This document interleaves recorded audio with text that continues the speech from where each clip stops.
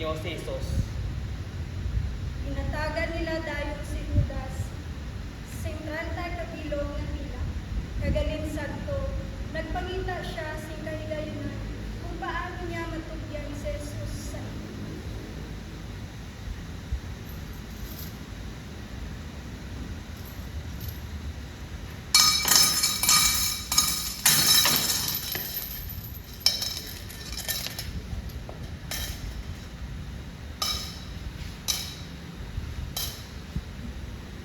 Sang sirom na, nagpanihapon si Jesus, karong 12 ka apostoles.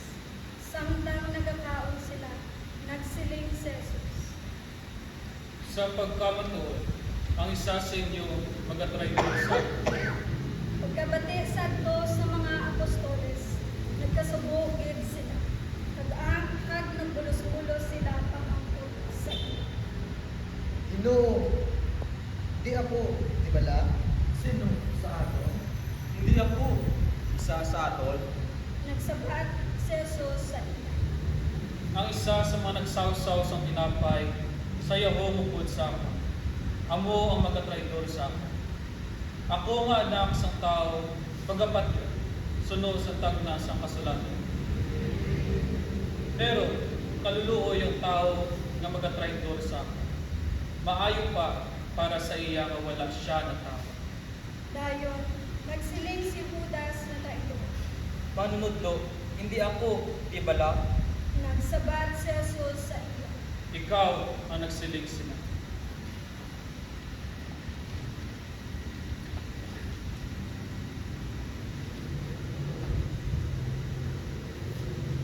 Ang landong sa kapatian.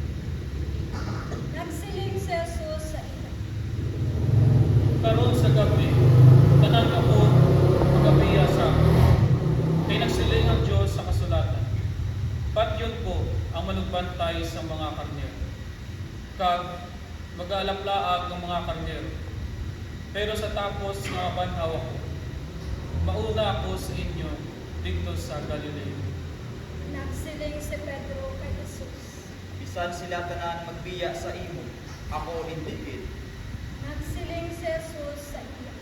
Sa pagkamatuod, sa sining nga gabi, sa wala pa makapamalo ang manok, ipanginwala mo ako sing 3 ka beses.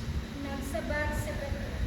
Hindi ko gid ikaw ipangiwala, bisan patyon pangila ako, upod sa imo. Amuman ini ang insiling sa tanan nga